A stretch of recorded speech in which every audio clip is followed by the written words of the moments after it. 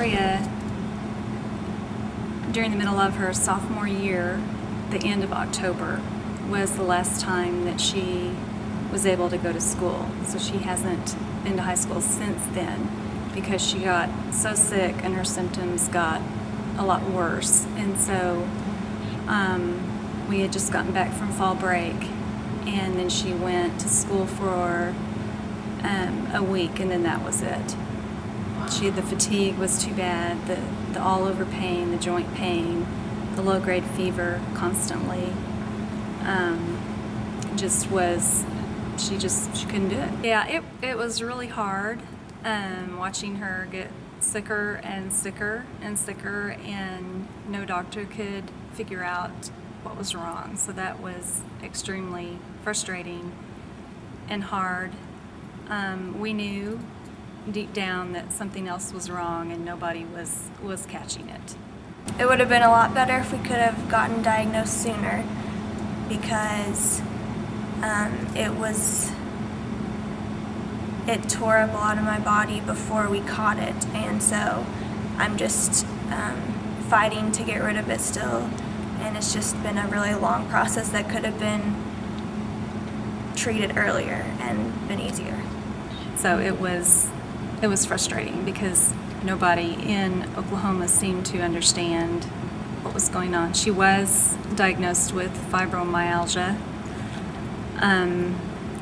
during her sophomore year, but for a 14 or 15-year-old to have fibromyalgia is pretty strange. The Lyme disease has created problems with just about virtually every system in her body, so we've dealt with those as they've come along. I've been having memory problems, concentration problems, and school went from being an easy thing for me and something that I like doing to being almost impossible, and within just a matter of weeks.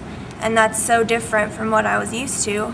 And it's also caused, last year, my gallbladder and appendix were removed within 3 months of each other because they both were not functioning.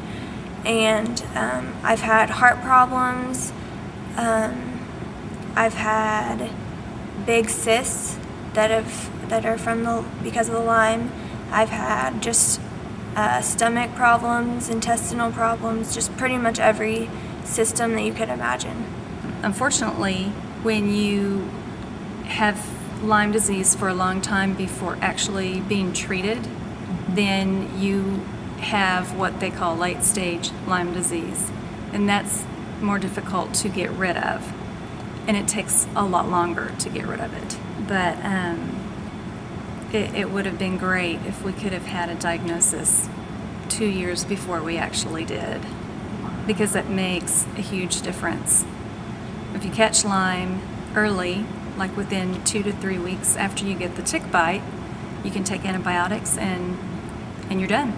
You're well. But if you wait, then it becomes a very long, ugly disease.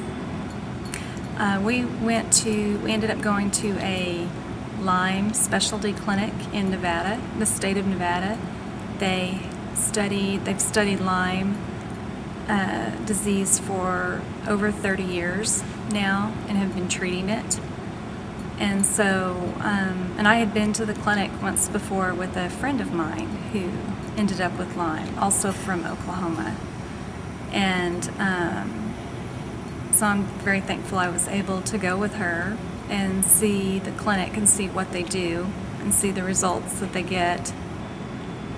Thankfully, we've seen a lot of progress from her being able to go to the clinic and get the treatments there that they do.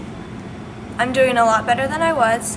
I haven't been to school in 2.5 years, but I just finished high school, and I'm going to get my diploma, and so I've been doing that from home since I've been really sick, but I'm doing a lot better than I was. I'm going to go to college in the fall, my first time to be in school, and it'll be almost 3 years. And I'm going to be a nurse, and I want to work with kids, and so hopefully I can help them because I know what they are going through.